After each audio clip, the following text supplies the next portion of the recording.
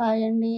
ఇప్పుడు నేను దేవి భాగవతంలోని సుదర్శన మహారాజు కథ 23వ అధ్యాయాన్ని నేను పారాయణ చేస్తానండి. మీరు శ్రవణం చేయండి. అల్లుడు 6 దినాలు ఇంట ఉంచి బహుగా సత్కరించాడు సుబాహుడు. స్వదేశాలకు మళ్ళిన రాజులు దారి కాసి సుదర్శనుడి కోసం ఎదురు చూస్తున్నారనే చారుల వల్ల విన్నాడతడు. దిగులుగా ఉండేది అతడికి. ఇంతలో సుదర్శనుడు భరద్వాజాశ్రమానికి వెళ్ళిపోతామని అనుమతి కోరాడు. మామగారు, మీరు భయపడకండి, ఈ రాజులు ఏమీ చేయలేరు, నన్ను ఆ లోకమాత భవానీ మమ్మల్ని రక్షిస్తుంది అన్నాడు. అంగీకరించాడు సుబాహుడు. అల్లుడితో అతను కూడా బయలుదేరాడు. పెద్ద రాణువ వెంట వేసుకుని ఎన్నో రథాలతో సుదర్శనుడు రథం ముందు నడుస్తోంది.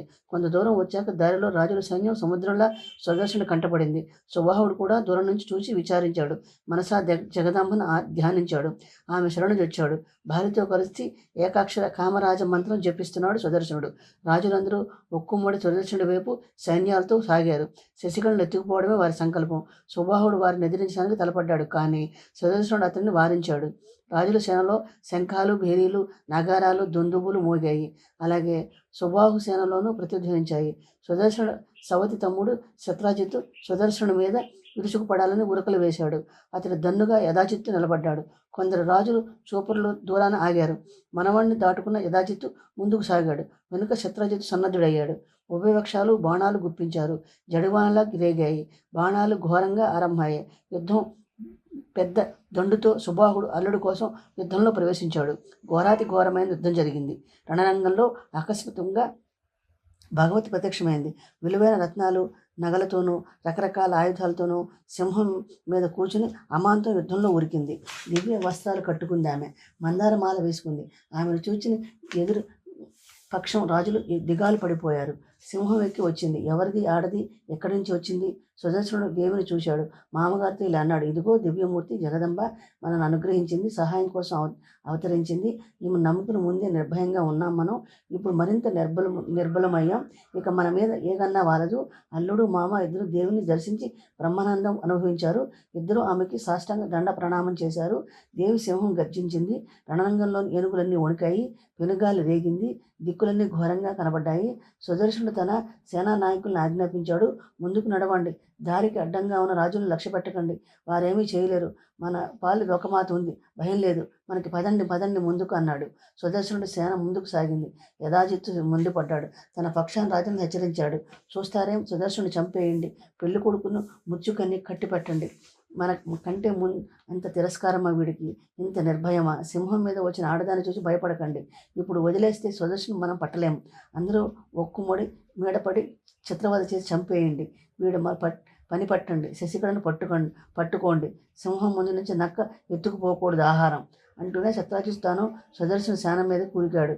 యథాజిత్తు వాడి బాణాలు బాగా చికిలి పట్టి అమ్ములు గబగబా కురిపించాడు. సుదర్శనుడు రవ్వంత ఆగలేదు. శత్రుపక్షం నుంచి వచ్చి పడుతున్న బాణాలను తన బాణాలతో కొట్టిపారేశాడు. జగదంబ పరాశక్తి కళ్ళెర చేసింది. యథాజిత్తు మీద బాణవర్షం కురిపించింది. క్షణాల్లో రూపం ధరించి చిత్రయుద్ధం సాగించింది. చిత్రజిత్తు చచ్చిపోయాడు. యథాజిత్తు చచ్చిపోయాడు. ఇద్దరు రథాల మీద నుంచి కింద పడిపోయారు. సుదర్శన సేనలో జయ ధ్వనులు విన్నుముట్టాయి. శత్రుపక్ష రాజులు తెల్లమోకాలు వేశారు. సుబాహుడు ఎంతో ఆనందించాడు. దుర్గాదేవిని 1000 నోళ్ల స్తోత్రం చేశాడు. అమ్మా దుర్గతి నాశిని, జగద్ధాత్రి, శివ, దేవి నీకు నమస్కారం. భగవతి, దుర్గా, సర్వకామదాంబ నీకు నమస్కారము. శివ, శాంతి, విద్య, మోక్షదాయని నీకు నమస్కారము. జగన్మాత, జగద్ధాత్రి, విశ్వవ్యాప భవానీ నీకు నమస్కారము. నమస్కారం దేవి. సగుణ ప్రాణిని నేను నీ నిర్గుణ స్వరూపం భావించడం కూడా ఎరుగను. విశ్వజనని, భక్తుల పాలిట కల్పవృక్షము నువ్వు, పరమశక్తివి నువ్వు. నిన్నేమని స్తోత్రం చేయని తల్లి. భగవతి, సర్వప్రాణుల వాగ్దేవత్వమ్మ నువ్వు. సర్వగతవు నువ్వు, బుద్ధివి నువ్వు, విద్యవి నువ్వు, మతివి నువ్వు, గతివి నువ్వు, నియంత్రినివి నువ్వు. నిన్ను ఎలా స్తోత్రం చేయను తల్లి? బ్రహ్మ, విష్ణువు, శివుడు నిన్ను స్తోత్రం చేస్తారు. ఆయన నీకు అంతు కానలేరు. అయినప్పటికీ నా వంటి అల్పజీవి నీ చరిత్రను ఎలా వర్ణించగలడు? సత్సంగత్యం వల్ల సర్వకాంక్షలు సిద్ధిస్తాయి. నీ దర్శనం వల్ల నా చిత్తం పరిశుద్ధమైంది. నా అల్లుడు మూలంగా నీ దివ్య దర్శనం లభించింది. బ్రహ్మాదులకు దుర్లభమైన నీ దర్శనం ఇలా దొరికింది. ఇంద్రాది దేవతలకు మహామునులకు లభించిన నీ దర్శనం అనాయాసంగా లభించింది. నాకు ఎంతో భాగ్యం నాది. భావరోగాలకు నీ నామం దివ్య ఔషధం.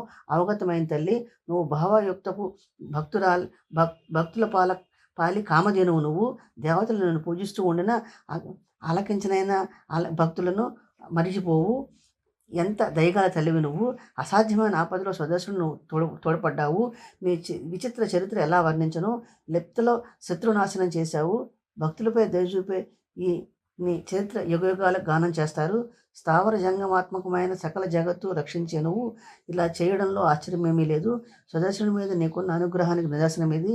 నీ భక్తుల మహిమ ప్రకటించడం కోసమే ఈ చరిత్ర సృష్టించావు నువ్వు. అలా కాకపోతే సుదర్శనుడు నా కుమార్తెను వివాహం ఆడడము, ఈ భయంకర యుద్ధం నుంచి బయటపడటము జరిగేది కాదు. భక్తుల చావు పుట్టుకల భయం నివారించే నువ్వు ఒక భక్తుడి కోరిక తీర్చడంలో వింతేముంది. నీ లీలలు అంతం లేనివి. పాపపుణ్యాలు నిన్ను అంటవు. సగుణ నిర్గుణ స్వరూపునివి నువ్వు. ఓ భువనేశ్వరి, భక్తులు నీ గుణాలు గానం చేస్తారు. నీ దర్శనంతో ధన్యుణ్ణయ్యాను. నా జన్మ ధరించింది. నిన్ను భుజించే బీజమంత్రం ఎరగని నేను నీ ప్రత్యక్ష ప్రభావం మాత్రం చూడగలిగాను. సుబాహు స్తోత్రంతో దేవి ముఖం కలకల విరిసింది. రాజా, ఏం కావాలో కోరుకో, వరం కోరుకో అందామె. శ్రీ దేవి భాగవత 3వ స్కందంలో 23వ అధ్యాయం పూర్తయిందండి. 24వ అధ్యాయాన్ని పారాయణ చేస్తానండి. మీరు శ్రవణం చేయండి. సుదర్శన మహారాజు కథ. అమ్మ దేవి ఆ మాటలు విని భక్తిపూర్వకంగా అన్నాడు సుబాహుడు. ఒకవైపు భూమండలంలో కలిసి సప్త దేవలోకము, మరోవైపు నీ దర్శనము చూస్తే నీ దర్శనమే అధికమవుతుంది. ముల్లోకాల్లోనూ నీ దర్శనానికి మించింది లేదు. అయినప్పుడు ఏం వరం కోరుకునే తల్లి నేను. నీ దర్శనంతోనే అంతా దొరికి నాకు. ఆయన నువ్వు కోరుకోమంటున్నావు కనుక కోరుతున్నాను. నా హృదయంలో నీ భక్తి నిశ్చలంగా నిలిచేటట్టు వరమివ్వు. నా ఈ కాశీపట్నంలో శాశ్వతంగా నువ్వు నివసించు. దుర్గాదేవి పేర నా పట్టణంలో ఉండు. ఇప్పుడు సుదర్శుని కాపాడినట్టే ఎప్పుడు కాశీపట్నాన్ని కాపాడుతూ ఉండు. భూలోకంలో కాశీపట్నం ఉన్న నాళ్ళు నువ్వు రక్షిస్తూ అనుగ్రహించు. దుర్గాదేవి దయామయ, కాశీనగరం ఉన్నంత కాలము ఇలా కనికరించు. ఇదే వరం నేను కోరుకుంటున్నాను. ఇంతకు మించి ఏం కావాలి నాకు. నా కోరిక సిద్ధించేటట్టు చెయ్యి. నా శత్రువుల్ని నాశనం చెయ్యి. లవకన్యాలను సమకూర్చు అంటూ చేతులు జోడించాడు. ప్రసన్నురాలైంది లోకమాత. రాజా, ఈ భూలోకంలో ఉన్నంతకాలం నీ ముక్తిపురి కాశీలోనే సర్వలోకాలు రక్షించడం కోసం నివసిస్తాను అంది. సదర్శనుడు బ్రహ్మానందంతో దేవి సన్నిధికి వచ్చాడు. భక్తిపూర్వకంగా ప్రణామం చేశాడు. చేతులు జోడించి స్తోత్రం చేశాడు. తల్లి లోకమాత, నీ దయ ఎంతైనా వర్ణించను. ఒక భక్తిహీనుని రక్షించావు. భక్తుల్ని సహజంగానే అనుగ్రహిస్తావు. కానీ భక్తిహీనులను కూడా రక్షించడానికి కంకణం కట్టుకున్నావు. విశ్వప్రపంచం నువ్వే సృష్టిస్తావని విన్నాను. నువ్వే పాలిస్తావని, నువ్వే సంహరిస్తావని విన్నాను. అలాంటివి నువ్వు నా బోటి వాడిని రక్షించడంలో వింతేముంటుంది తల్లి. ఇప్పుడు నా కర్తవ్యం నువ్వే ఆదేశించు. నేనేం చేయాలి, ఎక్కడికి వెళ్ళాలి, ఏం చేయాలో తోచని స్థితిలో ఉన్నాను.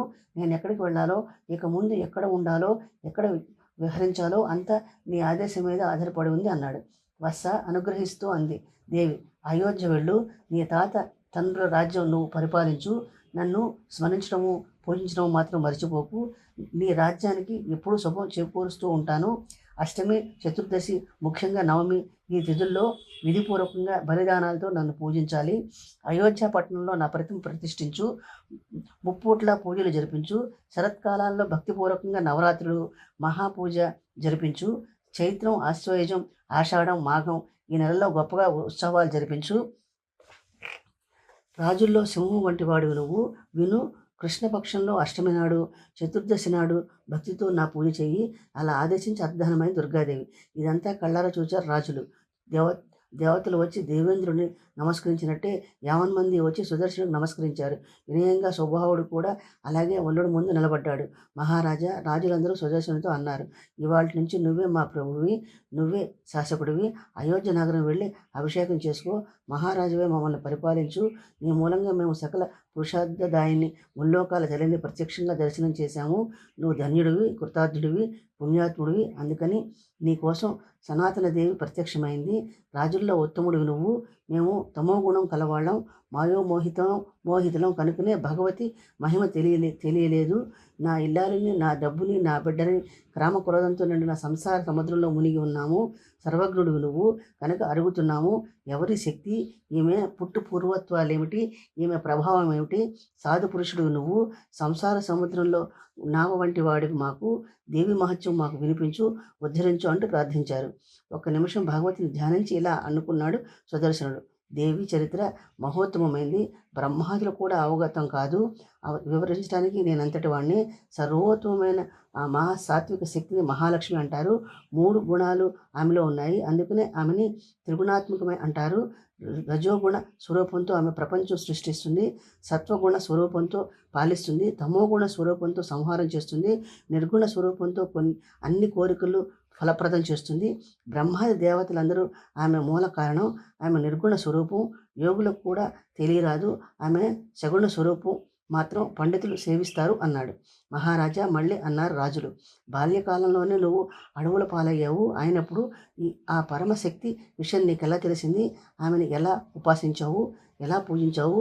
దేనివల్ల నిన్నెంతగా అనుగ్రహించింది దేవి? బాల్యంలోనే నాకు ఆమె బీజమంత్రం దొరికింది, కామరాజ మహామంత్రం అది. ఆ మంత్రరాజ్యమే ఎప్పుడూ స్మరిస్తూ జపిస్తూ వచ్చాను.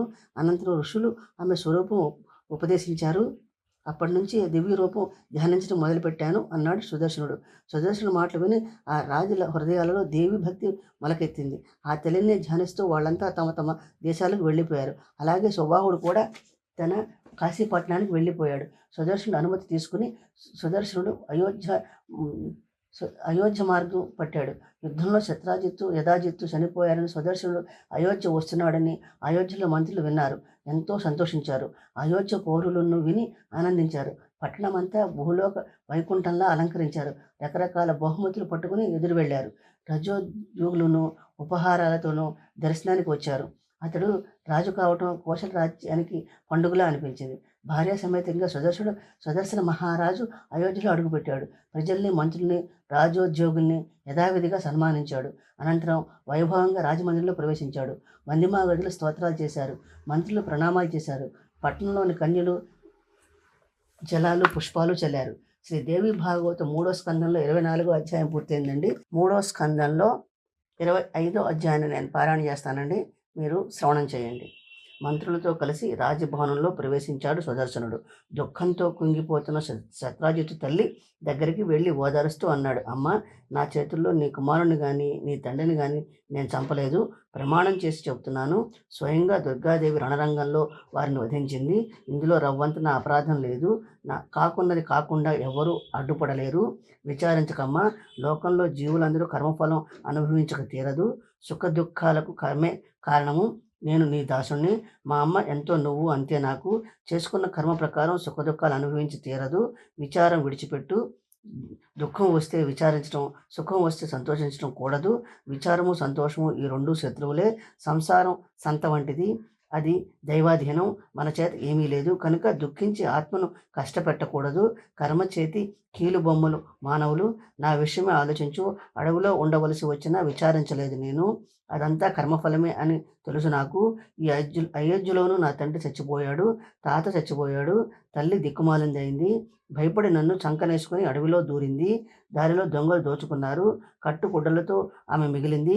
దిక్కుమాలిన భరద్వాజాశ్రమం చేరింది. మంత్రి విదులుడు, మునిపత్నులు మమ్మల్ని కనికరించారు, నీ వరాన్ని మెచ్చి రక్షించారు.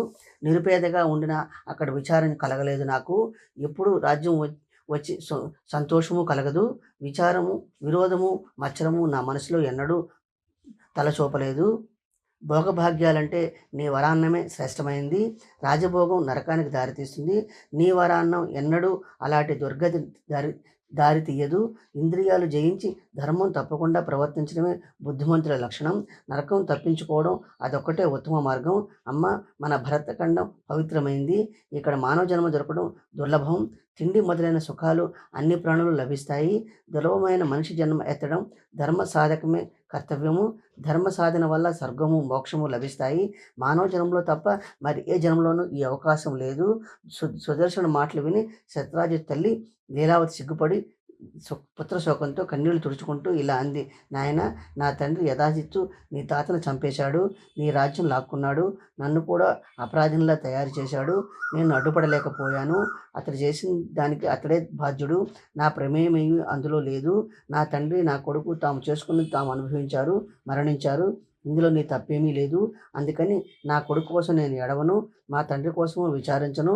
వాళ్ళు చేసిన అన్యాయమే నన్ను రంపపు కోతకు బాధిస్తున్నది. ఇక నువ్వే నా కుమారుడివి. మీ అమ్మ మనోరమ నా అక్క. నీ మీద రవ్వంత కోపం లేదు. నమ్ము, నువ్వు రాజ్యం పరిపాలించు, ప్రజలను కన్నబిడ్డల్లా చూడు. భగవతి ప్రసాదం వల్ల ఆటంకమైన రాజ్యం నీకు లభించింది. ఆమెకు నమస్కరించి మనోరమ దగ్గరకు వెళ్ళాడు సుదర్శనుడు. మంత్రుల్ని సమావేశపరిచాడు. జ్యోతిషుని పిలిపించి శుభదినము, శుభముహూర్తము నిర్ణయించమన్నాడు. బంగారు సింహాసనం చేయిస్తాను, దాని మీద దేవిని స్థాపించి నిత్యము పూజిస్తాను. కనుక దీనికోసం మంచి రోజులు, మంచి ముహూర్తాలు చూడండి అన్నాడు. ముందు అది అయ్యాక నేను రాజ్యాధికారం స్వీకరిస్తాను. మా పూర్వీకులైన శ్రీరాముడు మొదలైన వారిలాగే రాజ్యం పరిపాలిస్తాను. అయోధ్యవాసులందరూ దేవుని పూజించడం కర్తవ్యంగా భావించాలి. సుదర్శన చేత ఆదేశాలు అక్షరాలా పాలించారు మంత్రులు. మనోహరమైన పెద్ద మందిరం తయారు చేయించారు. మంచి శిల్పుల చేత దేవి విగ్రహం తయారు చేయించారు. మంచి రోజు, మంచి ముహూర్తం నిర్ణయమైంది. వైదిక విద్వాంసులను పిలిపించారు. మందిరంలో దేవి విగ్రహం స్థాపితమైంది. విధిపూర్వకంగా హవనం జరిగింది. దేవి పూజ సాగింది. బ్రాహ్మణులు వేదఘోష చేశారు. వైభవంగా మహోత్సాహం జరిగింది. రకరకాల వాద్యాలు ప్రతిధ్వనించాయి. అలా వివిధ పూజలతో దేవిని ఆరాధించారు సుదర్శనుడు. కోశల దేశమంతా జగదమ్మను భక్తితో పూజించారు. అయోధ్య సింహాసనం ఎక్కి సామంత రాజులందరినీ స్వాధీనం చేసుకున్నాడు సుదర్శనుడు. అన్నిటికీ అతనికి ధర్మమే ఆయుధంగా ఉండేది. దిలీపుడు, రఘు మహారాజు, శ్రీరాముడు మొదలైన వారి కాలంలో సుఖపడినట్లే సుదర్శన మహారాజు రాజ్యంలో సుఖపడ్డారు ప్రజలు. వర్ణాశ్రమ ధర్మం 4 పాదాల నడిచింది. ప్రజల మనసులో అధర్మానికి చోటు లేకుండా పోయింది.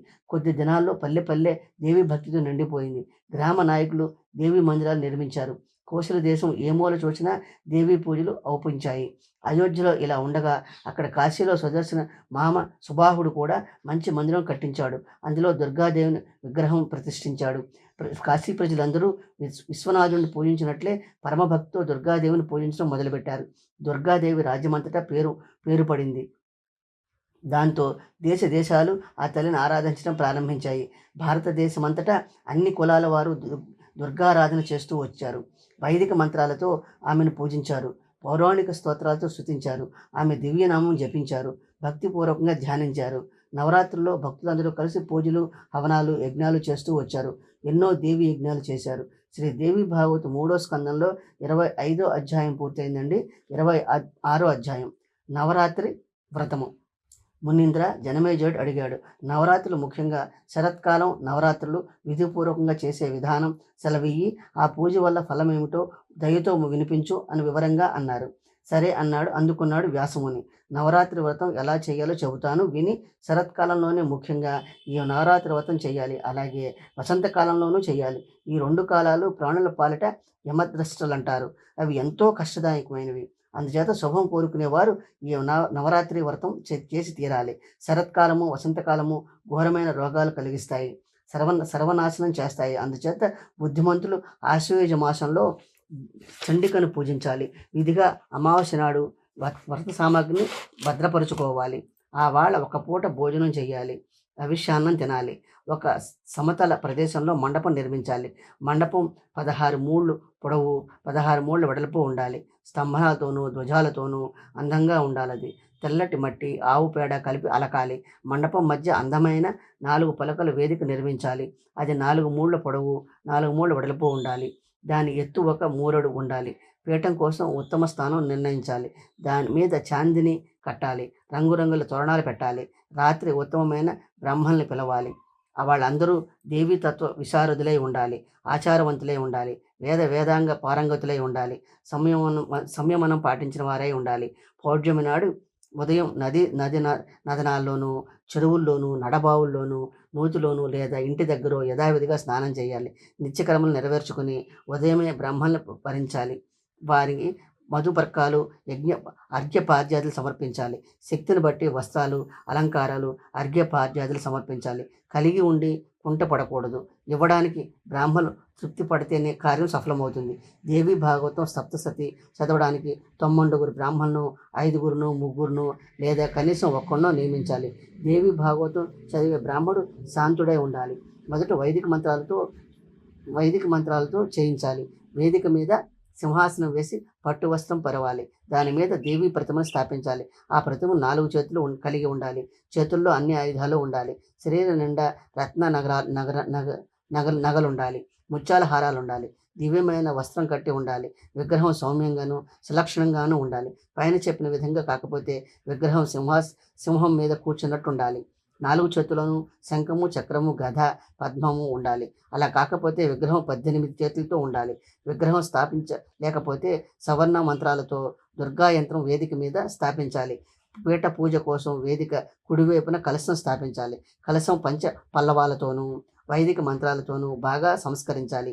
మంచి తీర్థం జలంతో నింపాలి. బంగారము, రత్నాలు అందులో వేసి ఉంచాలి. వేదిక 4 వైపులా పూజా సామగ్రి ఉంచాలి. మంగళ చరణాల కోసం గీత వాద్యాలు ఏర్పరచాలి. హస్త నక్షత్రంతో కూడిన పాడ్యమి నాడు విధిపూర్వకంగా చేసిన పూజ శ్రేష్టమైంది. అన్ని కోరికలు దానివల్ల సిద్ధిస్తాయి. ముందు సంకల్పం చేయాలి. అనంతరం పూజ ప్రారంభించాలి. ఆ వాళ్ళ ఉపవాసం ఉండి రాత్రి 1 పూట భోజనం చేయాలి. పూజకు ముందు నేను నవరాత్రి వ్రతం చేయదలుచుకున్నాను. ఓ జగదంబ, పవిత్రమైన ఈ కార్యంలో అన్ని విధాలా నాకు తోడ్పాడు అని ప్రార్థించాలి. శక్తి వంచన లేకుండా నియమం పాటించాలి. మంత్రోచ్చారణ పూర్వకంగా దేవుని పూజించాలి. మంచి గంధము, అగరు కర్పూరము, పరిమళ పుష్పాదులు, మందార పువ్వులు, కాగు పువ్వులు, అశోక పుష్పాలు, సంపంగి పువ్వులు, గన్నేరు పువ్వులు, మాలతి పుష్పాలు, బ్రహ్మీ పుష్పాలు, మారేడు దళాలు పూజకు ఉపయోగించుకోవాలి. ధూప దీపాలతో నియమపూర్వకంగా పూజ జరపాలి. రకరకాల పళ్లతో అర్ఘ్యం ఇవ్వాలి. కొబ్బరికాయలు, మాదీ ఫలాలు, దానిమ్మ పళ్ళు, అరటి పళ్ళు, నారింజ పళ్ళు, పనస పళ్ళు, మారేడు పళ్ళు కలిపి అన్నదానం చేయాలి. మాంసాహారులకు పశుబలి కూడా ఇవ్వవచ్చు. ఎనుబోతు, మేక, పంది ఇవి బలి చేయడానికి శ్రేష్టమైనవి. దేవి ఎదుట చచ్చిన జంతువు శాశ్వతంగా స్వర్గానికి వెళుతుంది. దేవి కోసం పశువుని చంపడం హింస కాదని శాస్త్రాలు చాటి చెబుతున్నాయి. అలాగే యజ్ఞాల్లో చేసే హింస అహింసే అనిపించుకుంటుంది. దేవతల కోసం బలి చేసిన పశువులను తినగా స్వర్గలోకం చేరుకుంటాయి శాశ్వతంగా. హోమం కోసం త్రికరణ కుండము, హవన ప్రమాణము ప్రకారము కావలసినంత స్తంభిండనము తయారు చేయాలి. ప్రతిదినము 30 పూట్ల చక్కని ఉపకరణాలతో దేవుని పూజించాలి. గీత వాద్యాలతోనూ నృత్యాలతోనూ గొప్పగా ఉత్సవం జరగాలి. నేల మీద శయనించాలి. వస్త్రాలు, నగలు, మంచి భోజనము ఇచ్చి ప్రతిదినము ఒక కుమారిని కానీ నిత్యము 9 వేసి కుమారులను కానీ లేదా దినానికి ఒక కుమారిని హెచ్చిస్తూ 9 కానీ పూజించాలి. ఉన్న సంపద అనుసరించి దేవి పూజించాలి. పిసిరితనం ఎంత మాత్రమూ పనికిరాదు. కుమారులకు పూజించాలన్నా కదా ఒక ఏడాది వయసు గల కన్య కుమారిని అనిపించుకుంటుంది. 3 ఏళ్లది త్రిమూర్తి అనిపించుకుంటుంది. 4 ఏళ్లది కళ్యాణి అనిపించుకుంటుంది. 5 ఏళ్లది రోహిణి అనిపించుకుంటుంది. 6 ఏళ్లది కాళిక అనిపించుకుంటుంది. 7 ఏళ్లది చండిక అనిపించుకుంటుంది. 8 ఏళ్లది శాంభవి అనిపించుకుంటుంది. 9 ఏళ్ల దుర్గా అనిపించుకుంటుంది. 10 ఏళ్లది సుభద్ర అనిపించుకుంటుంది. 10 ఏళ్ల దాటిన కన్యల పూజ గర్హితమైనది. కుమారి పూజ చేసినప్పుడు పైన చెప్పిన ప్రకారం ఆయా పేర్లతో పూజించాలి. ఆ నవకన్యల పూజ వల్ల లభించే ఫలం వివరిస్తాను విను. కుమారుని పూజించడం వల్ల దుఃఖము, దారిద్ర్యము తొలగిపోతాయి. శత్రువులు నశిస్తారు. ధనము, ఆయుర్దాయము, బలము అధికమవుతాయి. త్రిమూర్తిని పూజించడం వల్ల ధర్మము, అర్థము, కామము సిద్ధిస్తాయి. ధనధాన్యాలు లభిస్తాయి. కొడుకులు, మనవులు కలిగి ఇల్లంతా కలకల్లాడుతుంది. కళ్యాణిని పూజించడం వల్ల విద్య, విజయము, రాజ్యము, సుఖము లభిస్తాయి. కళ్యాణి కన్య సర్వకామదాంబ అనిపిస్తుంది. కాళికని పూజించడం వల్ల శత్రువులు నశిస్తారు. చండికను పూజిస్తే ధనము, ఐశ్వర్యము లభిస్తాయి. శాంభవిని పూజిస్తే దుఃఖము, పేదరికము పోయి సమ్మోహనం లభిస్తుంది. యుద్ధంలో విజయం కలుగుతుంది. దుర్గని పూజిస్తే క్రూరుడైన శత్రువు నశిస్తాడు. ఉగ్రమైన కర్మ సిద్ధిస్తుంది. పరలోకంలో సౌఖ్యం కలుగుతుంది. సుభద్రను పూజిస్తే కోరికలు సిద్ధిస్తాయి. రోహిణిని పూజిస్తే రోగాలు నాశనమవుతాయి. పూజించినప్పుడు శ్రీరస్తు మంత్రంతో పూజించాలి. లేదా ఏ దేవి మంత్రంతో అయినా శ్రీ చేర్చి ఏం బీజ మంత్రంతో పూజించాలి. కుమారుని పూజించినప్పుడు ఏ దేవి కుమారస్వామిని కూడా తత్వాల లీల కోసం సృజిస్తుందో, ఏ దేవి బ్రహ్మాది దేవతలను పుట్టిస్తుందో ఆ కుమారుని భగవతిని నేను పూజిస్తున్నాను అని పూజించాలి. త్రిమూర్తిని పూజించినప్పుడు ఏ దేవి సత్యాది 3 గుణాలతో 3 రూపాలు ధరిస్తుందో ఆ త్రిమూర్తి భగవతిని పూజిస్తున్నాను అని పూజించాలి. కళ్యాణి పూజిస్తున్నప్పుడు ఏ దేవి తనను పూజిస్తే భక్తులకు ఎల్లప్పుడూ కళ్యాణం చేకూరుస్తుందో ఆ సర్వకామదాంబను కళ్యాణిని పూజిస్తున్నాను పూజించాలి. రోహిణిని పూజించినప్పుడు దేవి పూర్వజన్మ సంచిత కర్మలు బీజాంకురం చేస్తుందో ఆ రోహిణి భగవతిని పూజిస్తున్నాను అని పూజించాలి. అలాగే ఏ దేవి ప్రళయకాలంలో చరాచర బ్రహ్మాండాలు కాలగర్భంలో చేర్చి సంహారం చేస్తుందో ఆ కాళికను పూజిస్తున్నాను అని కాళికను పూజించాలి. ఏ దేవి ప్రచండ స్వరూపంతో చండ ముండాదులను హతమారుస్తుందో ఏ తల్లి ఉగ్రమైన పాపాలు పరిహరిస్తుందో ఆ చండికా దేవిని పూజిస్తున్నానని చండికను పూజించాలి. ఏ దేవి ఉత్పత్తిని శృతులు అకారణమును ఆ శాంభవి దేవిని పూజిస్తున్నాను అని శాంభవిని పూజించాలి. ఏ దేవి భక్తులు మహా ఆపదలను తొలగిస్తుందో కష్టాలు నాశనం చేస్తుందో ఆ దేవి స్వరూపం దేవతలకు కూడా తెలియరాదో ఆ దుర్గాదేవిని నేను పూజిస్తున్నాను అని దుర్గను పూజించాలి. ఏ దేవి నన్ను పూజించిన భక్తులకు అన్ని విధాలా కాపాడుతుందో ఏ దేవి అశుభాలను నాశనం చేస్తుందో ఆ సుభద్రాదేవిని నేను పూజిస్తున్నాను అని సుభద్రను పూజించాలి. శ్రీ దేవి భాగవతం 3వ స్కందంలో 26వ అధ్యాయం పూర్తయిందండి. 3వ స్కందంలో 27వ అధ్యాయాన్ని నేను పారాయణ చేస్తానండి. మీరు శ్రవణం చేయండి. హీనాంగి, కుష్ఠవ్యాధి కలది, వ్రణాలు కలది, దుర్వాసన శరీరంతో కలది, పాపాత్ములంట పుట్టినది, పుట్టుగుడ్డిది, మెల్ల కన్నది, చెవిటిది, కురూపం కలది, అధికంగా రోమాలు కలది, రోగం కలది, బాగా దుర్బలంగా ఉన్నది, నెలలు నిండకుండా పుట్టింది, భర్త పోయిన తల్లికి పరపురుషుడి వల్ల కలిగింది, పెళ్లి కాని తల్లి కడుపున పుట్టింది, పూజకు పనికిరారు, ఆరోగ్యంగా పుష్టికరమైన అవయవాలు కలిగిన కన్యలు, అందంగా ఉండిన కన్యలు,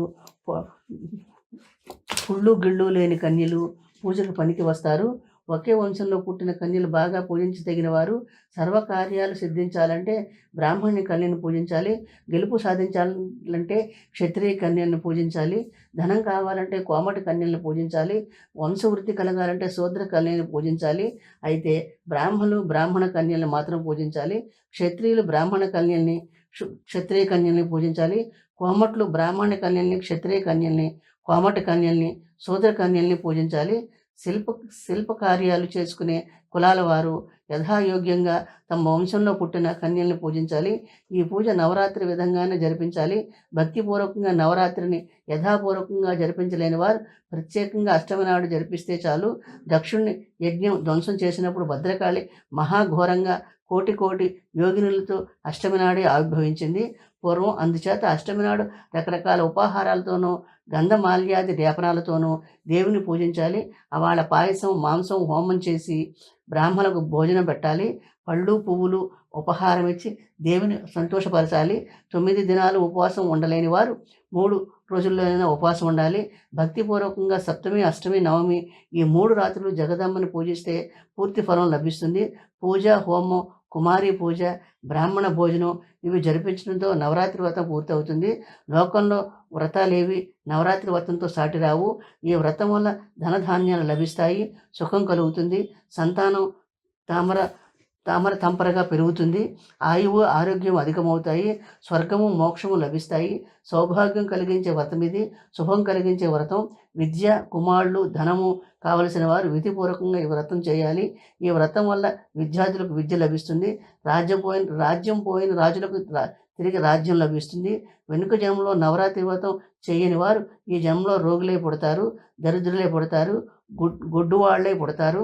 గొడ్రాలైన ఆడది, మొండమోపిన ఆడది, దరిద్రగొట్టైన ఆడది వెనుక జన్మలో నవరాత్రి వ్రతం చేయలేదని తెలుసుకోవాలి. భూమి మీద పుట్టి నవరాత్రి వ్రతం చేయని వాళ్ళకి ఇహలోకంలో సౌఖ్యం కానీ పరలోకంలో సౌఖ్యం కానీ ఎలా కలుగుతుంది? రక్తచందనం కలిపి లేత మారేడు పత్రాలతో దేవుని పూజించిన వాడు వచ్చే జన్మలో రాజు అవుతాడు. ఆ దేవి సర్వమంగళ, సనాతని, దుఃఖనాశిని, సిద్ధకరి, జగద్వరి. ఆ తల్లిని ఆరాధించని వాడు రకరకాల దుఃఖాలు అనుభవిస్తాడు, అనేక శత్రువులు కలిగి ఉంటాడు, దారిద్ర్యం అనుభవిస్తాడు. విష్ణువు, దేవేంద్రుడు, శివుడు, బ్రహ్మ, అగ్ని, కుబేరుడు, వరుణుడు, సూర్యుడు సర్వార్థ సిద్ధి కోసం ఆ జగదంబని ధ్యానిస్తారు. మనుషులు ఎందుకు ధ్యానించరంటారా? స్వాహా మంత్రంతో దేవతలు తృప్తి పడతారు, స్వధా మంత్రంతో పితృలు తృప్తి పడతారు. అందుకనే మహామునులు యజ్ఞాల్లో స్వాహా స్వాధా మంత్రాలు చదువుతారు. ఆ భగవత్ ఇచ్చ వల్లే బ్రహ్మ ఈ లోకాలు సృష్టిస్తాడు, విష్ణువు పాలిస్తాడు, శివుడు సంహరిస్తాడు. అయినప్పుడు మానవ మాతృలు ఎందుకు భజించరు? ఆమెను సర్వభువనాల్లోనూ ఎక్కడ గాంచినా ఆ దేవి శక్తి కనిపిస్తుంది. ఆ దేవి శక్తి లేనిదే దేవతలు, మనుషులు, పాములు, పక్షులు, గంధర్వులు, రాక్షసులు, పిశాచులు, పర్వతాలు ఏమీ నిలబడవు. అలాంటి దేవిని, ఆ చండికని ఎవరు పూజించరు చెప్పు? పురుషార్థాలు 4 కోరుకునేవాడు నవరాత్రి వ్రతం ఎలా మానుకుంటాడు? పరమ పాపాత్ముడు కూడా దేవి నవరాత్రి వ్రతం చేసి పుణ్యాత్ముడు అవుతాడు, సందేహం లేదు. పూర్వం కోశల దేశంలో ఒక కోమటి ఉండేవాడు. అతడి పేరు సుశీలుడు. పరమ దరిద్రుడు, దుఃఖజీవి, కుటుంబి. ఇంటి నిండా గంపెడు పిల్లలు. అంతమంది ఆకలితో అల్లాడిపోతూ ఉండేవారు. దినమంతా పడుకున్నాక సాయంకాలానికి ఏదో కొంత తినేందుకు దొరికేది వాళ్ళకి. చాలీ చాలకుండా ఆకలితో మాడుతూనే సుశీలుడు దినమంతా పరాయి సేన చేసేవాడు. సాయంకాలం ఏదో కొంత దొరికితే దాంతో పొట్ట పోయించుకునేవాడు. అయితే ధైర్యం వదులుకోకుండా అలాగే సంసారం గడుపుతూ వచ్చాడు.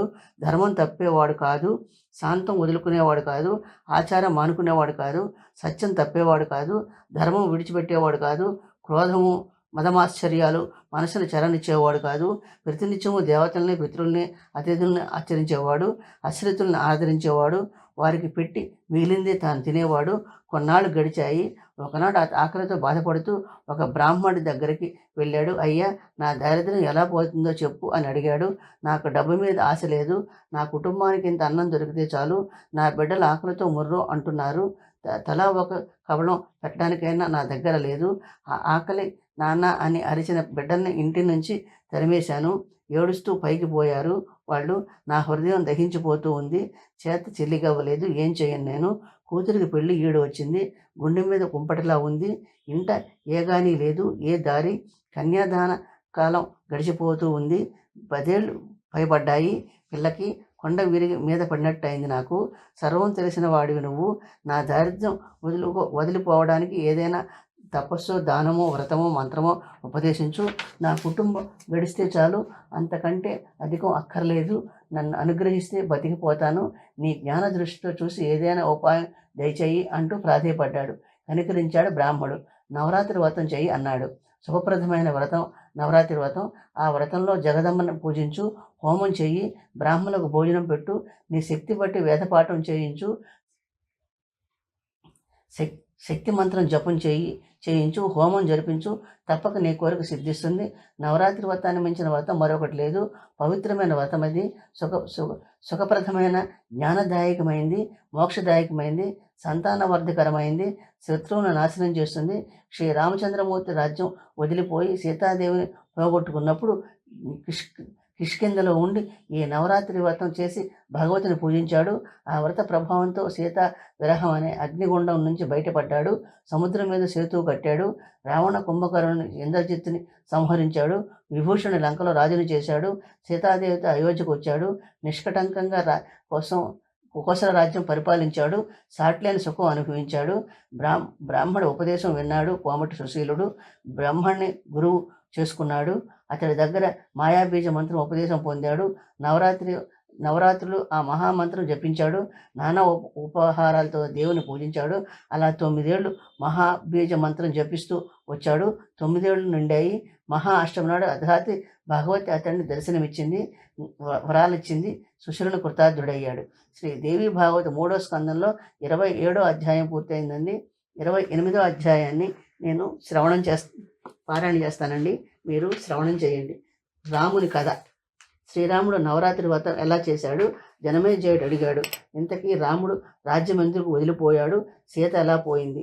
వ్యాసముని అందుకున్నాడు. పూర్వం దశరథ మహారాజు అయోధ్య వెళుతూ ఉండేవాడు. దేవతల కన్నా, బ్రాహ్మణుల కన్నా భక్తి అతడికి రాముడు, లక్ష్మణుడు, భరతుడు, శత్రుఘ్నుడు అని 4 కుమారులు ఉన్నారు. నలుగురు కుమారుల్ని ప్రాణంగా చూసుకునేవాడు దశరథుడు.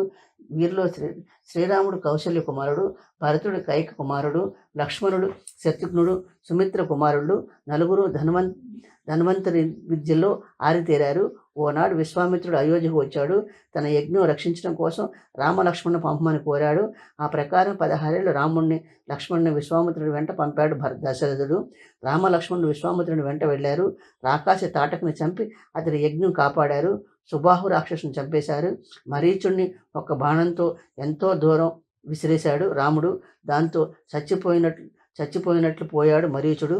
అనంతరం విశ్వామిత్రుడితో కలిసి రామలక్ష్మణులు మిథిల వెళ్ళారు.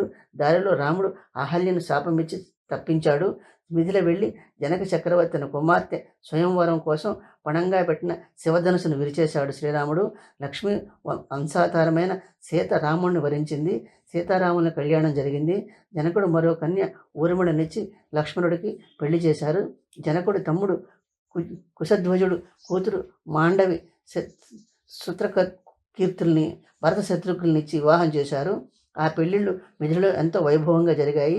పెద్ద కుమారుడు శ్రీరాముడు ప్రయోజకుడు కావడం చూసి అతనికి అభిషేకం చేయడం కోసం సిద్ధపడ్డాడు దశరథుడు. రాముడిని రాజు చేసే ప్రయత్నం చూసి వెనుక తనకిచ్చిన 2 వరాలు ఇమ్మని దశరథుని కోరింది కైక.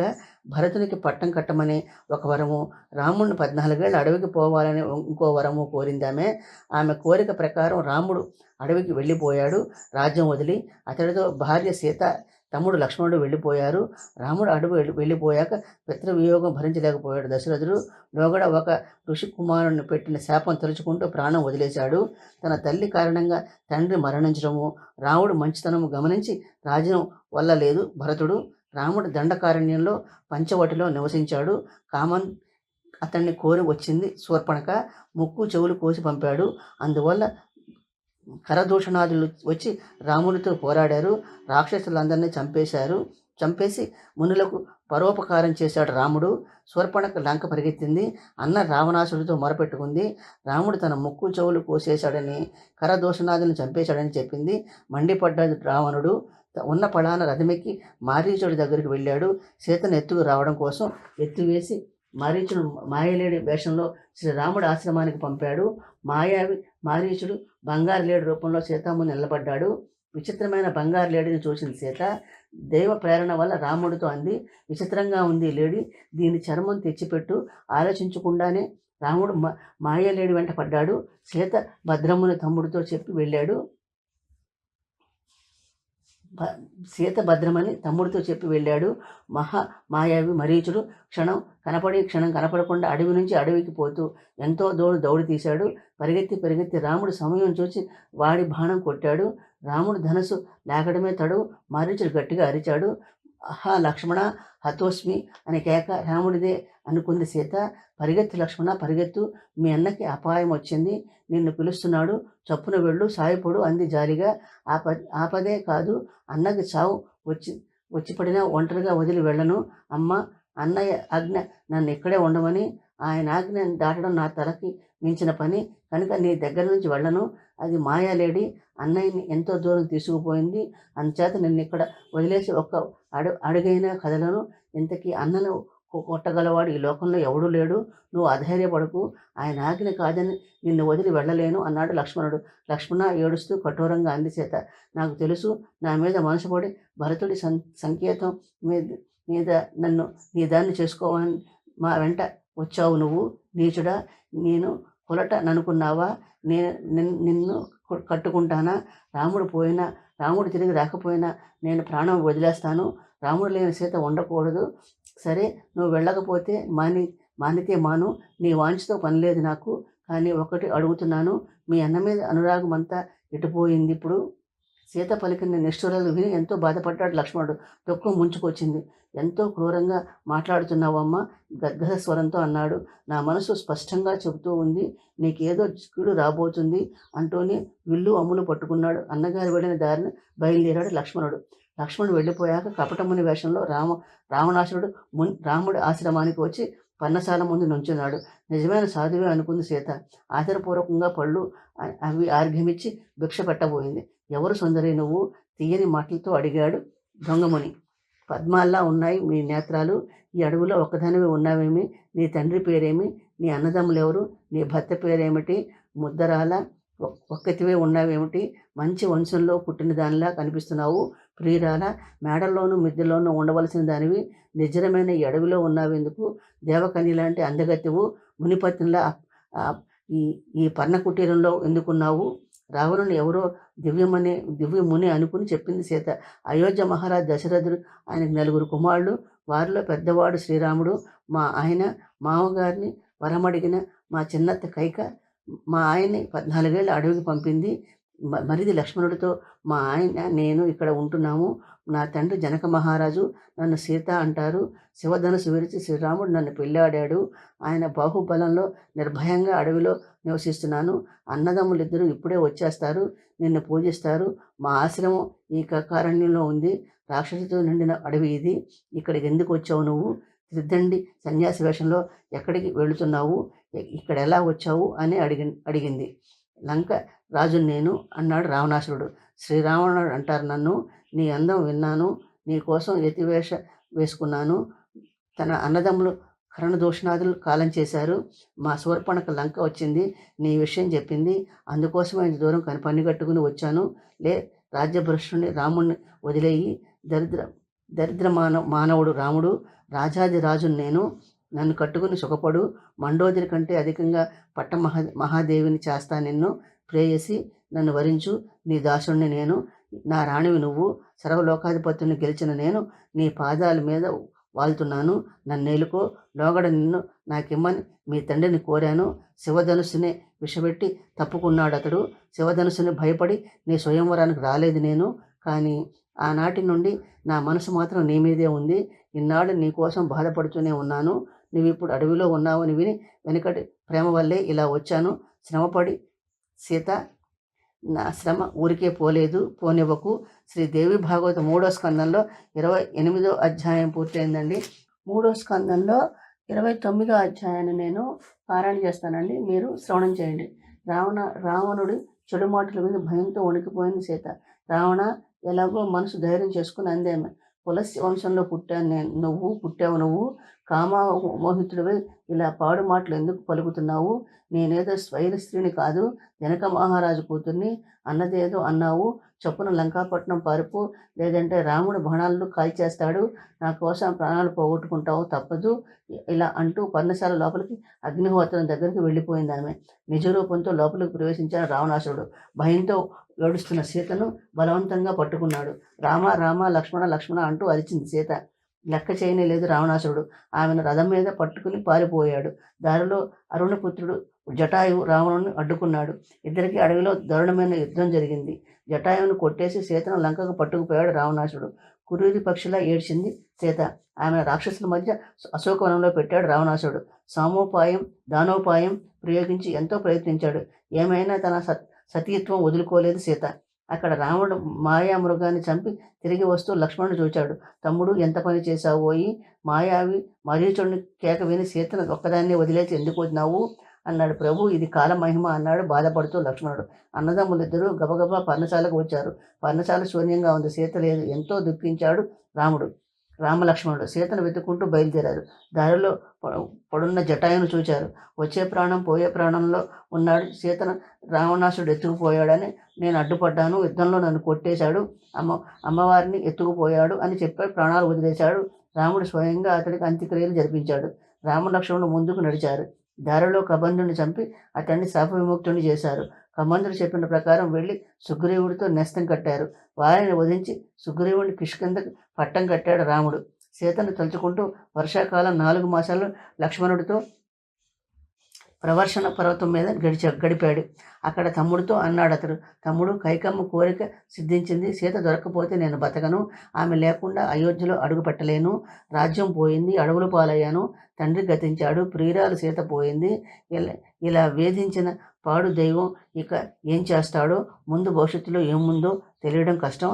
మన అన్నదమ్ములు ఇద్దరికి ఏం దుర్గతి ఉందో, ఇక మన వంశంలో పుట్టిన రాజకుమారులం అయిన అడవుల పాలై తిరుగుతున్నాము. ఇదంతా పూర్వజన్మలో చేసుకున్న కర్మఫలం. రాజభోగాలు మానుకుని నువ్వు నాతో వచ్చేశావు. దైవయోగం వల్ల వచ్చిన కష్టాలు అనుభవించు. తండ్రి మన వంశంలో నాలా బాధ అనుభవించిన వాడెవడూ పుట్టలేదు. నా వంటి అకించనుడు, అభాగ్యుడు, అసమర్థుడు దుఃఖం అనుభవించిన వాడు ఎవడూ పుట్టుండడు. ముందు ముందు పుట్టబోరు. లక్ష్మణ, ఏం దారి? దుఃఖ సముద్రంలో మునిగిపోయాను నేను, అసహాయాన్ని. ఏ ఉపాయము అవపడకుండా ఉంది నాకు. ఒడ్డు చేరడానికి నా చేత ధనము లేదు, బలగము లేదు. ఎటు చూచినా నువ్వు అక్కడవే కనిపిస్తున్నావు. నా కర్మఫలం నేను అనుభవిస్తున్నాను. ఎవరి ఏమనను. దేవేంద్రుని రాజ్యం లాంటి అయోధ్య రాజ్యం ఇట్టే చేతి వచ్చినట్టే చేజారిపోయింది. రాజ్యానికి మారు అడవి వచ్చింది. దేవయోగం ఎవడికి తెలుస్తుంది? బాల్య చాపల్యం వల్ల సీత కూడా మన వెంట వచ్చింది. ఆమెకి దుస్థితి వచ్చి పడింది. లంకలో రావణాసురుడికింట ఏమి కష్టాలు అనుభవిస్తున్నదో. నా సీత ప్రతివత, నా సీత గుణవంతురాలు, నేనంటే ప్రాణం పెడుతుంది. ఆ దుష్ట చేతులకి ఎన్నడూ లొంగదు. జనక మహారాజు కూతురు ఆమె, స్వైరుని కాదు. ఎలా ప్రవర్తిస్తుంది? అంతలా బలవంతం చేస్తే ప్రాణం విడిచిపెడుతుంది. అంతేకాని రావణుడికి చిక్కదు. తమ్ముడు, సీత చచ్చిపోతే నేను చచ్చిపోతాను. సీత లేనిది ఎందుకు నా బతుకు? ఇలా విచారిస్తున్న అన్నగారిని ఓదార్చాను లక్ష్మణుడు. ఈ కాతర భావం విడిచిపెట్టు అన్నయ్య, ధైర్యం వహించు. పాపాత్ముని రావణ్ణి చంపేసి వజనను నేను తీసుకువస్తాను. సంపద ఆపద ఒక్కలాగే చూసుకునే వాళ్లే ధైర్యవంతులు. అల్పబుద్ధులు మాత్రం సంపద వస్తే పొంగిపోతారు, ఆపద వస్తే కుంగిపోతారు. సంయోగం వియోగం రెండూ దైవాధీనమే. శరీరం వేరు, ఆత్మ వేరు అయినప్పుడు విచారం దేనికి? రాజ్యం వదిలి అడవుల పాలై ఇట్టే సీతను కూడా పోగొట్టుకున్నాం. మంచి కాలం మళ్ళీ వస్తుంది. ఈ వియోగం సంయోగం పరిణమిస్తుంది. అనుభవించవలసిన కష్టసుఖాలు అనుభవించక తీరదు కదా. కనుక విచారం విడిచిపెట్టు. మనకి సహాయం చేయడానికి కావలసినంతమంది వానరులు ఉన్నారు. 4 వైపులా వెదికి సీత ఉనికి తెలుసుకు వస్తారు. దారి గుర్తుపట్టి నేను వెళతాను. నా పరాక్రమంతో ఆ పాపాత్మ రావణాసురుని చంపేస్తాను. వదిని గారిని తీసుకువస్తాను. అలా కాకపోతే శనలతో భరతుడిని శత్రుఘ్నుడిని పిలిపిద్దాము, శత్రువుని సంహరిద్దాము. మనం ఊరికే విచారించుకు. మన పూర్వులు రఘు మహారాజు రథమెక్కి ఒక ఊపును దిగ్విజయం సాధించాడు. అతని వంశంలో పుట్టిన వీరుడు నువ్వు. అలా విచారించకు. నేను ఒక్కడనే దైవతల్ని దైత్యుల్ని గెలుచుకు వస్తాను. నీ వంటి వీరుడు రావణును పూడ్చి పారేయడం వింతేముంది అన్న అవసరమైతే జనక మహారాజు సహాయం కోరదాము. ఆ రావణాసురుణ్ణి సకుటుంబ సపరివారంగా హతమార్చేద్దాము. సుఖమైన దుఃఖమైన ఒకటే, ఎన్నడూ ఉండిపోదు శాశ్వతంగా. సుఖం తర్వాత దుఃఖము, దుఃఖం తర్వాత సుఖము బండి చక్రంలా తిరుగుతూ ఉంటాయి. దుఃఖం వచ్చినప్పుడు దిగులు మానితే సుఖం రాదు, మానకపోతే సుఖం రాదు. దేవేంద్రుడు అంతటి వాడికి ఆపద వచ్చింది పూర్వం. దేవతలు నహుషుణ్ణి దేవేంద్రుడిగా చేశారు. దేవేంద్రుడు భయపడి పారిపోయాడు, అమరావతి నుంచి పారిపోయాడు. ఇంద్ర పదవి వదిలి ఎంతో కాలం కమలవనంలో కనపడకుండా దాక్కున్నాడు. కాలం కలిసి వచ్చాక తిరిగి తన పదవి తనకు వచ్చింది. నహుషుడు అజంగ్రమైన ఇంద్ర పదవి వచ్చాక నహుషుడు సచీదేవి మీద కన్ను వేశాడు. మునీశ్వరుల్ని అవమానించాడు. అకస్యుడు కోపం వచ్చింది. అజగరం కమ్మని శపించాడు. కనుక కష్టాలు వచ్చినప్పుడు దుఃఖించకూడదు. కాలం కోసం కనిపెట్టుకుని ధైర్యం వహించాలి. సర్వజ్ఞుడు నువ్వు, సర్వసమర్థుడివి. సామాన్య మానవుల్లో విచారిస్తున్నావు ఎందుకు అన్నాడు. తమ్ముడి మాటలతో తేరుకున్నాడు రాముడు. విచారం విడిచిపెట్టాడు. శ్రీదేవి భాగవత 3వ స్కందంలో 29వ అధ్యాయం పూర్తయిందండి. 30వ అధ్యాయాన్ని నేను పారాయణ చేస్తానండి, మీరు శ్రవణం చేయండి. ఇంతలో ఆకాశ మార్గాన నారదముని రాముడి దగ్గరికి వచ్చాడు. స్వరాలతో తన వీణ మహతి మోగిస్తూ బృహద్రథ సామగానం చేస్తూ కిందకు దిగాడు. అతన్ని చూసి ఉన్న పలాన లేచి నుంచున్నాడు రాముడు. ఆసమనం ఆర్ఘ్యము పాద్యము సమర్పించాడు. అన్ని విధాలా గౌరవించి చేతులు జోడించి నుంచున్నాడు. ముని చెప్పాక పక్కన కూర్చున్నారు అన్నదమ్ములిద్దరు. విచారంతో ఉండడం గమనించాడు నారదుడు. క్షేమం విచారించాడు. రామచంద్ర, సామాన్య మానవుడిలా నువ్వు విచారిస్తున్నావెందుకు? నిజమే, దుర్మార్గుడు రావణాసుడి సీతను ఎత్తుకుపోయాడు. దేవలోకంలోనే విన్నాను నేను. తన చావు తాను కోరుకున్నాడు. సీతను తన పాలె మృత్యువు. ఇంతకీ నువ్వు పుట్టడమే రావణుని చంపడానికి కదా. అందుకోసమే కదా సీతాపహరణం జరిగింది. వెనుక జన్మలో సీత ఒక మునికన్య. ఆమె అడవిలో తపస్సులో ఉండగా రావణుడిని చూశాడు. తన భార్య కమ్మని కోరాడు. మునికన్య తిరస్కరించింది. రావణుడు ఆమెను జుట్టు పట్టుకున్నాడు. ఆమె అతన్ని శపించింది. దుర్మార్గుడా, నీ చావు కోసం నేను భూమిలో అయోనిజుగా పుడతాను అంటూ శరీరం విడిచిపెట్టింది. అదిగో ఆ మునికన్య సీత. పూలదండ అనుకుని కాలసర్పం పట్టుకుని పోయాడు. మూడులాగా తన ముత్యమైన సీతను ఎత్తుకుపోయాడు రావణాసురుడు. తన కుల నాశనం కొని తెచ్చుకున్నాడు. దేవతల ప్రార్థన విని విష్ణుమూర్తి అంశలో అవతరించావు నువ్వు. లక్ష్మీ అంశలో అవతరించింది సీత. రావణ సంహారం కోసమే మీ అవతారం కనుక ధైర్యం వహించు. ప్రతివత సీత లంకలో ఉంది. షష్ఠి ఘడియలలో నిన్నే ధ్యానిస్తూ ఉంది. ఆమె కోసం కామధేనువు పాలు దేవేంద్రుడు పంపాడు. ఆ అమృతం తాగిందామె. అందుచేత ఆకలి దప్పులు లేవు ఆమెకు. ఆమె ఆరోగ్యం భంగం లేదు. నేను చూసి వచ్చాను స్వయంగా. ఇక రావణాసురుడు ఎలా నాశనమైపోతాడో ఆ ఉపాయం చెప్తాను విను. దేవీ నవరాత్రి వ్రతం చెయ్యి. ఆశ్వయుజ మాసంలో శ్రద్ధగా ఈ వ్రతం చేయాలి. నవరాత్రుల్లో ఉపవాసము, దేవీ పూజ, జపము, హోమము చేస్తే అన్ని కోరికలు సిద్ధిస్తాయి. దేవికి బలు పశువు సమర్పించాలి. దశాంశ హవనం చేయాలి. దశాంశ జపం చేయాలి. దాంతో పరిపూర్ణమైన శక్తి కలుగుతుంది. ఓం ప్రథమంగా ఈ వ్రతం విష్ణుమూర్తి చేశాడు. తర్వాత శివుడు, బ్రహ్మదేవుడు చేశారు. వారి తర్వాత దేవేంద్రుడు చేశాడు. సుఖంగా ఉండే ప్రతివారు నవరాత్రి వ్రతం చేయాలి. ఇక కష్టంలో ఉన్నవారు తప్పకుండా చేయడం అవసరం. విశ్వామిత్రుడు, భృగువు, వశిష్ఠుడు, కశ్యపుడు ఈ వ్రతం చేశారు. బృహస్పతి భార్యని చంద్రుడు లేవదీసుకుపోయినప్పుడు నవరాత్రి వ్రతం చేశాడు. అందుచేత రావణాసురుడిని సంహరించడం కోసం నువ్వును ఈ వ్రతం చెయ్యి. వృతాసురుడిని చంపడం కోసం దేవేంద్రుడు, త్రిపుర సంహారం కోసం శివుడు ఈ వ్రతం చేసి ఫలం పొందారు. అలాగే మధికటకుని చంపడం కోసం విష్ణుమూర్తి మేరుపర్వతం మీద ఈ వ్రతం చేశాడు. రామచంద్ర, విధిపూర్వకంగా ఈ నవరాత్రి వ్రతం పాలించు అన్నాడు. మునీంద్ర, నారదుడు చెప్పింది విన్నాడు శ్రీరాముడు. ఏమిటి ఈ వ్రతం? ఎవరు ఈమె? ఎక్కడ ఉద్భవించింది? ఏమిటి ఈమె ప్రభావం? ఈమె పేరేమిటి? దయకలవాడివి నువ్వు, సర్వజ్ఞుడివి, వివరంగా నాకు సెలవు ఇయ్యి అన్నాడు. చెబుతాను విను అంటూ అందుకున్న నారదుడు. దేవి సనాతని, ఆద్య, నిత్య. ఆమెను పూజించిన భక్తులు కోరినవన్నీ తీరుస్తుంది. వారికి ఏ కష్టము రానివ్వదు. బ్రహ్మాది దేవతలకు, సకల జీవులకు ఆమె ఆది కారణము. ఆ తల్లి శక్తి లేనిదే పిపీలికాది బ్రహ్మ పర్యంతము ఎవ్వరూ కదలనైనా కదలలేరు. విష్ణువులో ఉండే పాలన శక్తి ఆమె. నా తండ్రిలో ఉండే సృష్టిక శక్తి ఆమె. శివుడిలో ఉండే సంహార శక్తి ఆమె. లోకంలో మంచి చెడు పదార్థాలన్నింటిలోనూ ఆమె శక్తి నిండి ఉంటుంది. ఆమె ఉత్పత్తి చెప్పడం తరము కాదు. ఆమె నిర్గుణ స్వరూప. ఈ సృష్టికి ముందు బ్రహ్మ, విష్ణు, శివుడు, సూర్య, చంద్రులు, దేవతలు, భూమి, కొండలు ఏమీ లేనప్పుడు ఆ పూర్ణ ప్రకృతి దేవి పరమ పురుషుడితో విహరించింది. అనంతరం నిర్గుణమూర్తి, సగుణమూర్తి అయి ముల్లోకాలను సృష్టించింది. ముందు బ్రహ్మాది దేవతను సృష్టించింది. వారికి వివిధ శక్తులను ప్రసాదించింది. పరమశక్తిని తెలుసుకున్నవాడు శాశ్వతంగా ముక్తుడే అయిపోతాడు. బ్రహ్మాది దేవతలు గుణకర్మ విధానాన్ని బట్టి ఆమెకు లెక్క జమ లేనన్ని పేర్లు కల్పించారు. అయినప్పుడు ఆమె పేరేమిటి అంటే ఏమి చెప్పేది నేను? ఆ నుంచి క్ష వరకు అన్ని అక్షరాల గుణింతాలలో ఏర్పడిన శబ్దాలు ఎలా లెక్కించలేమో అలాగే ఆ భగవతి పేరు లెక్కించలేము అన్నాడు. అయితే క్లుప్తంగా పూజా విధానం చెప్పు, నేను ఇవాళే వ్రతం చేసి దేవుని పూజిస్తాను అన్నాడు రాముడు. సమతల ప్రదేశంలో వేదిక నిర్మించు, దాని మీద దేవుని ప్రతిష్ఠించి 9 దినాలు విధిపూర్వకంగా ఉపవాసం చేయి. నేను ఆచార్యుడిగా ఉండి అంతా సక్రమంగా జరిపిస్తాను అన్నాడు నారదముని. అతడు చెప్పిన ప్రకారం సమతల ప్రదేశంలో వేదిక నిర్మించాడు రాముడు. దాని మీద దేవి విగ్రహం ప్రతిష్ఠించాడు. శ్రద్ధగా దేవుని పూజించాడు.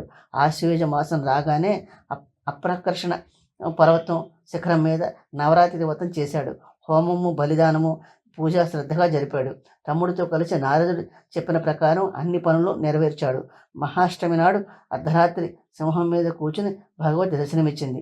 మేఘ గంభీర స్వరంతో ఇలా అంది: రామచంద్ర, నీవు చేసిన వ్రతం నన్ను సంతృష్టి చేసింది. మనసులో వరం కోరుకో, ప్రసాదిస్తాను. నువ్వు నారాయణాంశంతో పవిత్రమైన మనువు వంశంలో పుట్టావు. రావణ సంహారం కోసం దేవతలు ప్రార్థిస్తేనే ఈ అవతారం ఎత్తావు. వెనుక దేవతల ప్రార్థన విని మత్స్యావతారం ఎత్తావు. రాక్షస సంహారం కోసం చేసి వేదాలు ఉద్ధరించావు. కూర్మావతారం ఎత్తి మందర పర్వతం మోసావు. సముద్రం చిలికావు. అమృతం దేవతలకు ఇచ్చావు. వరాహావతారం ఎత్తి భూమిని కోర మీద ఎత్తిపట్టావు. హిరణ్యాక్షుని హతమార్చావు. నరసింహావతారం ఎత్తి ప్రహ్లాదుని రక్షించావు. హిరణ్యకశిపుని చంపావు. వామనావతారం ఎత్తి బలిచక్రవర్తిని అణగొదొక్కావు. పరశురావతారం ఎత్తి రాజుల్ని నాశనం చేశావు. భూమండలం అంతా బ్రాహ్మణులకు దారపోసావు. అలాగే ఇప్పుడు దశరథుడి గర్భంలో రాముడివే అవతరించావు. రావణుడి బాధలు భరించలేక దేవతలు నిన్ను ప్రార్థించారు. దేవతల అంశలో పుట్టిన వానరులు నీకు సహాయం చేస్తారు. నా శక్తి వానరుల్లో ఉంటుంది.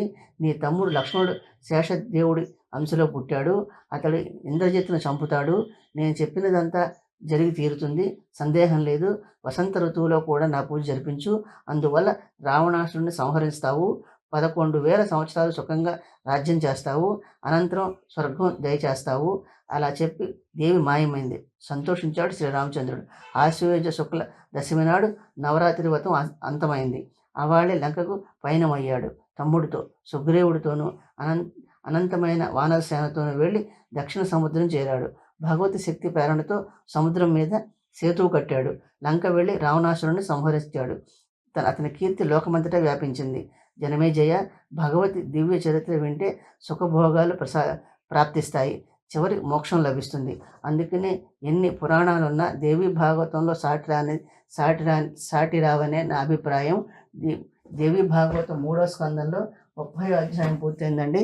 నా ఛానల్ని కూడా సపోర్ట్ చేయండి, సబ్స్క్రైబ్ చేయండి, లైక్ చేయండి, షేర్ చేయండి.